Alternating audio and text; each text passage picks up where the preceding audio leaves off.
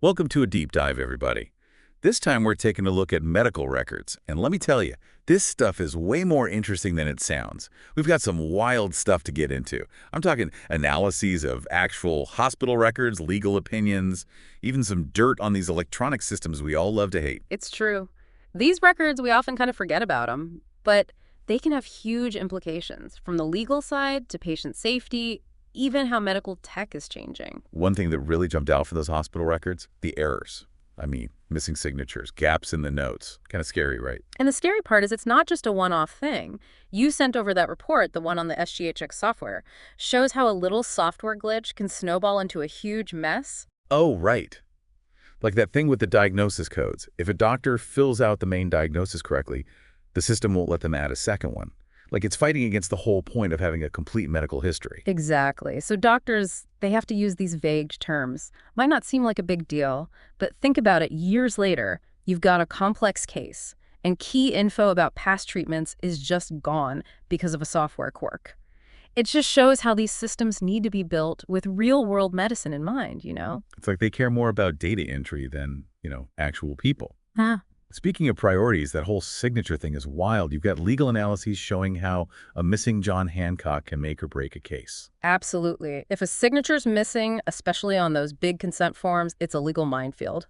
One study I saw, only 2% of the medical records they looked at were actually complete and legally sound. 2%.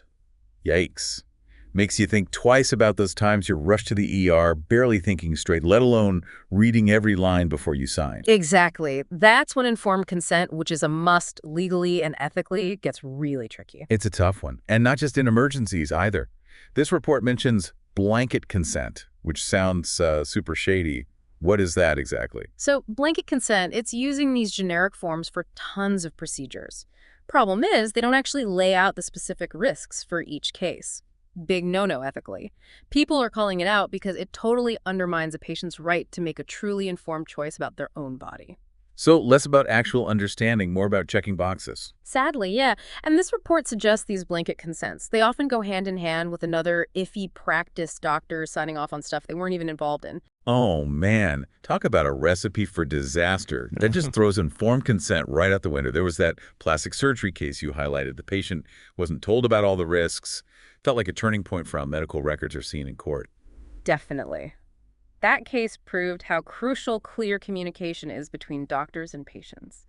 The court sided with the patient. They made it clear, informed consent. It's not just about a signature. It's about making sure the patient truly gets what they're signing up for. Makes you wonder, if it's this messy with paper records, what happens when you throw electronic systems into the mix? That whole SGH to SGHX switch, for example, those software issues you mentioned, they're causing real problems, right? Big time. Doctors are saying it's a pain to do basic stuff like changing a prescription. Leads to delays, errors, whole lot of frustration. It shows how tech, while it's supposed to make things easier, can actually make things worse. Kind of ironic, right? The things built to streamline healthcare end up being the biggest roadblocks. And those roadblocks have a way of sticking around, especially when you think about continuity of care. Exactly. It's rare that your medical history is just one hospital visit, right? So when that history is full of holes or mistakes, it can have serious consequences down the line. Like a domino effect, huh? Missing Yeah. test results, miscommunications about old treatments, snowballs into something much bigger.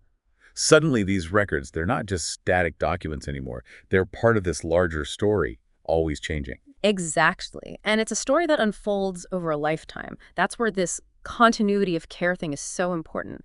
Making sure every chapter in a patient's history is accurate, complete, and easy for the right people to access when they need to. I think for most people, medical records feel kind of like, well, a mystery.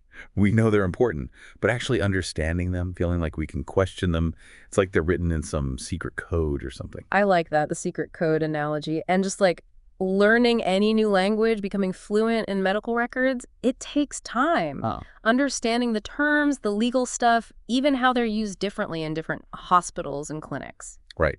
It's not just about decoding the jargon. It's feeling like you can actually ask questions, stand up for yourself. Yeah. This isn't just about lawsuits or avoiding mistakes. It's about having a say in your own health story. And that story, it's always changing, right? The medical record, it's not just this fixed document. It's like a bunch of snapshots taken throughout your life. It's about making sense of those snapshots, understanding the whole picture. Makes you think, If we could just start over, design the perfect system from the ground up, what would that even look like? Especially now, with all this tech changing how we even deal with information. That's a huge question. More and more experts are trying to figure that out. People are realizing medical records, they need to be more than just data dumps. They got to help people talk to each other, help patients feel in control, ultimately lead to better healthcare for everyone. So instead of just complaining, let's get creative. If we were designing this dream system, what's top priority? It's got to be easy to use. For patients and doctors, we've seen how those clunky systems cause errors, headaches, even miscommunication. A good system would be simple, easy to get, easy to understand. Imagine you can see your whole medical history, prescriptions, test results, everything, all in one place. And imagine it could share that info between different doctors. No more carrying around those giant files, trying to remember what treatment you had years ago. Your info just follows you wherever you go. How do we even make sure all that's kept private, though? That's the big one. You got to have super strong security, ironclad privacy. People need to trust this system with their most personal info, right? It's more than just protecting data, it's building trust. We also got to figure out informed consent in this new digital world. How do you make sure people really get it when they're clicking through these systems? You can't just be clicking agree without understanding what it all means. Maybe there could be, like, interactive parts of the system. It walks you through the consent, explains everything clearly, maybe even lets you ask questions right there. Exactly. And what if it could change for different people? Different languages, different formats, even using pictures or interactive stuff for visual learners.